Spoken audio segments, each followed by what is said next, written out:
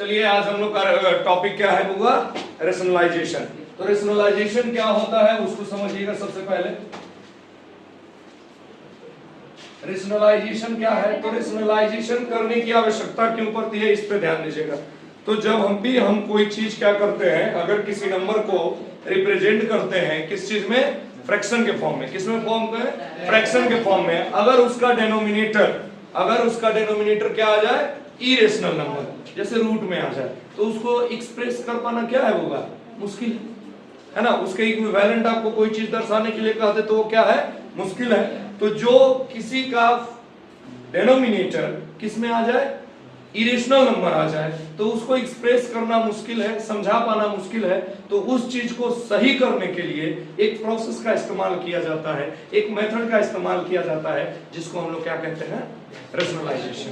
क्या कहते हैं बुआ, रेशनलाइजेशन। अब रेशनलाइजेशन में होता क्या है, तो डेनोमिनेटर को, किसको, डेनोमिनेटर को किसी सुटेबल नंबर के साथ मल्टीप्लाई कर दिया जाता है। डेनोमिनेटर को किसी सुटेबल नंबर के साथ मल्टीप्लाई कर दिया जाता है, और मल्टीप्लाई करके उसको इरेशनल से क्या बना दिया जाता है, रेशनल बना दिया जाता है। तो फिर वो आपका क्या हो गया, सही हो गया। अब देखिए रेशनलाइजेशन करेंगे तो उसमें क्या होते हैं, रेशनलाइजेशन फैक्टर होते हैं, ठीक है। अब रेशनलाइजेशन फैक्टर क्या होते हैं, तो अगर दो रेशनल नंबर का मल्टीप्लाई या प्रोडक्ट क्या आ रहा है, इरेशनल आ रहा है, तो वो दोनों एक दूसरे को अगर रेशनल करने के लिए जिस सुटेबल नंबर से हम लोग मल्टीप्लाई करते हैं उसको हम लोग क्या कहते हैं, रेशनलाइजेशन फैक्टर।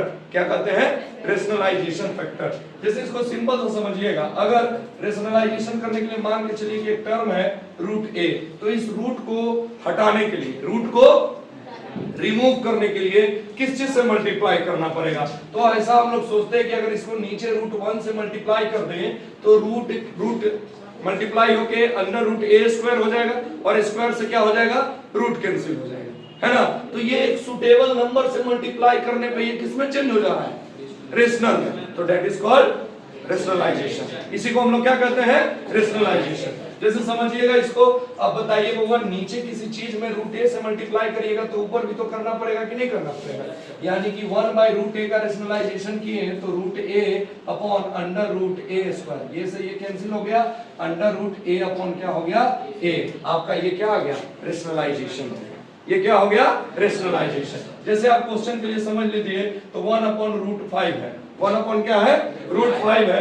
तो इसको हम लोग क्या करेंगे, ऊपर नीचे √5 से क्या कर देंगे, मल्टीप्लाई कर देंगे, तो √5 हो जाएगा, और यहाँ पे अंडर √25। तो √5 और अंडर √25 का वैल्यू क्या होता है, 5। तो ये आपका रेशनलाइज किया हुआ वैल्यू। क्लियर है। इससे जब हम लोग आगे बढ़ेंगे तो क्वेश्चन में क्या आएगा कि नीचे टर्मों का संख्या बढ़ेगा, और कुछ नहीं होना है। जैसे मान के चलिए कि आपको क्वेश्चन दे दिया गया 1/3 प्लस √2। तो अब आपको क्या करने हैं, सबसे पहले इसमें वो सुटेबल नंबर ढूंढना है कि किससे मल्टीप्लाई करे कि ये क्या हो जाए, रेशनल नंबर में नीचे क्या हो जाए, कन्वर्ट हो जाए। अब ये समझ रहे हो ना कि रेशनल है, कैसे समझोगे। तो ये आपका कौन सा नंबर है होगा, रेशनल नंबर, और ये क्या है, इरेशनल नंबर। और रेशनल नंबर और इरेशनल नंबर का सम हमेशा क्या होता है, इरेशनल नंबर। यानी डेनोमिनेटर हमारा क्या है, इरेशनल है। तो सबसे पहला काम हमारा क्या होगा, इसको क्या करना, रेशनल। यही तो क्या कहलाता है, रेशनलाइजेशन। तो इसको रेशनल करने का एक ट्रिक टेक्निक याद रखिएगा, जो साइन है सेम नंबर से मल्टीप्लाई कर दिया जाता है साइन चेंज करके। यानी 3 + √2 है, तो इसको क्या कर देना है, 3 माइनस, और नीचे भी सेम नंबर से गुना हो जाएगा। जब इसको आगे की ओर अगर हम लोग मल्टीप्लाई करेंगे तो क्या आएगा वो बताइएगा जरा, 3 माइनस √2 अपॉन ये क्या है, 3 + √2 इंटू क्या आएगा, 3 माइनस √2। आएगा कि नहीं आएगा। जब इसको अगर हम लोग आगे फर्दर सॉल्व करते हैं तो 3 माइनस √2, और ये देखिए तो एक आपको फॉर्मूला आइडेंटिटीज दिख रहा होगा, a + b a minus b। और थे a + b a minus b, क्या होता था फॉर्मूला, हाँ very good, a² minus b²। तो a का स्क्वायर कीजिए यानी कि 3 का स्क्वायर, और माइनस b यानी √2 का स्क्वायर। ये से ये क्या हो गया, कैंसिल। अब क्या हो गया, 3 माइनस √2 अपॉन 3 का स्क्वायर कितना होता है, 9, यानी कि 9 माइनस 2 यानी 3 माइनस रूट 2 अपॉन 7। अब बताइए कि इसका जो डिनोमिनेटर आया वो आपका रेशनल नंबर आया कि नहीं आया? यानी हम इस प्रोसेस में किए क्या कि एक इरेशनल डिनोमिनेटर को हम लोग सुटेबल नंबर से मल्टीप्लाई करके क्या बना दिए? रेशनल बना दिए। तो यही प्रोसेस क्या कहलाता है? रेशनलाइजेशन। चलिए नेक्स्ट क्वेश्चन की ओर हम लोग आगे बढ़ते हैं। सेम वही क्वेश्चन है, क्या बोला? Rationalise the denominator of 1 upon root 5 plus root 2। तो जैसे बताए हैं एकदम सेम वैसे ही इसमें क्या होगा? बनेगा। तो हम लोग चलते हैं, इसको रेशनलाइज करते हैं।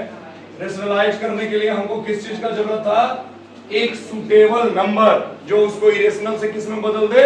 रेशनल में। तो इस टाइप के क्वेश्चंस में आपको बताए थे कि कुछ नहीं करना है, ऊपर नीचे सेम नंबर से मल्टीप्लाई कर देना है, बस बीच का साइन क्या हो जाएगा? चेंज हो जाएगा। बीच का साइन क्या हो जाएगा? चेंज हो जाएगा। तो बीच का साइन क्या रख लेना है? माइनस, और इसको नीचे भी मल्टीप्लाई कर देना है, तो रूट 5 माइनस रूट 2 है ना। अब इसको जब आगे हम लोग बढ़ाएंगे तो क्या आएगा बउआ? 6 into root 5 minus root 2 upon नीचे सेम चीज आप लोग को दिख रहा होगा। चलिए एक स्टेप और बढ़ा देते हैं इसको, है ना। देखिए तो ये आपको दिखा a प्लस बी और a माइनस बी। तो यहाँ पे हम लोग उस आइडेंटिटीज का इस्तेमाल कर देंगे, ठीक है। क्या होगा? a स्क्वायर और माइनस बी स्क्वायर, ठीक है। स्क्वायर से रूट कैंसिल हो गए, क्या हो गया? 6 into root 5 minus root 2 upon कितना? 5 माइनस 2। जब इसको हम लोग आगे सॉल्व करेंगे तो 6 into root 5 minus root 2 upon कितना आएगा? 5 माइनस 2 कितना होगा? 3। अब देखिए 3 से ये 2 टाइम्स में कैंसिल हो जाएंगे, यानी 2 इंटू रूट 5 माइनस रूट 2 आपका क्या हो गया? आंसर। ठीक है, तो ये सिंपली आपके क्या होंगे? ऐसे ही सॉल्व होते जाएंगे। सिर्फ क्या करना है कि डिनोमिनेटर को ऊपर नीचे दोनों मल्टीप्लाई कर देना है, उसके बीच के साइन को कन्वर्ट करके, यानी प्लस है तो माइनस करके और माइनस है तो प्लस करके। चलिए नोट कीजिए। चलिए हुआ, ध्यान दीजिए, आगे क्वेश्चन में थोड़ा सा बदलाव हुआ है रेशनलाइजेशन पे ही। सिर्फ क्वेश्चन में क्या बदलाव हुआ है कि यहाँ पे उसके इक्वल टू में कुछ नंबर दे दिए गए हैं, कुछ वेरिएबल टर्म दे दिए हैं और उसका आपको मान क्या करना है? निकालना है। ठीक है, तो इसको सिंपली जैसे हम लोग बनाते हैं वैसे ही पहले एलएचएस को लेके चलते हैं। एलएचएस को हम लोग क्या करते हैं? रेशनलाइज कर लेते हैं। क्या कर लेते हैं? रेशनलाइज कर लेते हैं। तो करिए क्या आ जाएगा? रूट 3 प्लस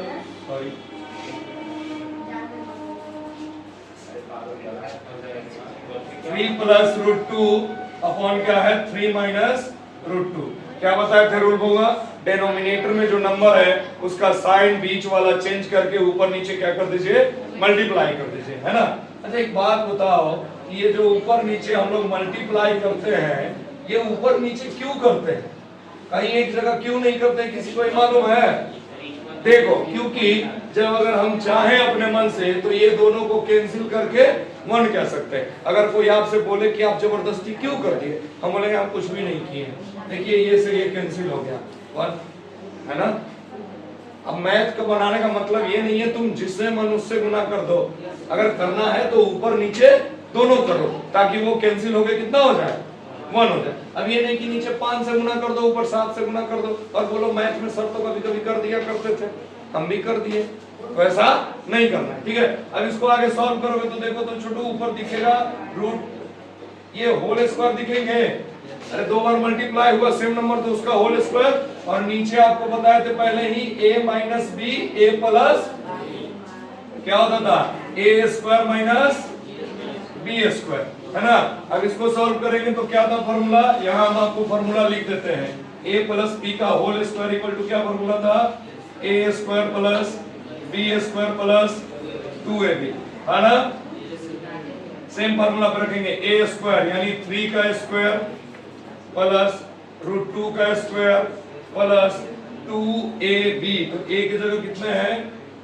3 और b की जगह कितने होगा?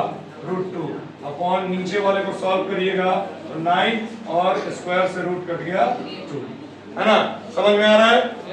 चलिए आगे इसको बनाते हैं तो ये कितने हो जाएंगे? 9 प्लस 2 प्लस 6√2 अपॉन कितना होगा 7।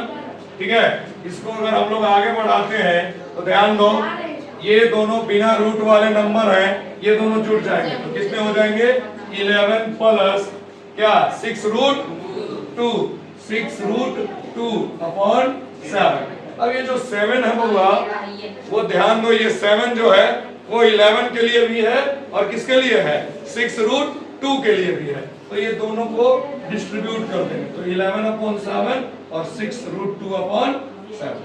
ठीक है, ये हमारा LHS आया। ठीक है, ये हमारा किसका वैल्यू आया LHS का वैल्यू, यानी 3 + √2/3 - √2 का वैल्यू आया।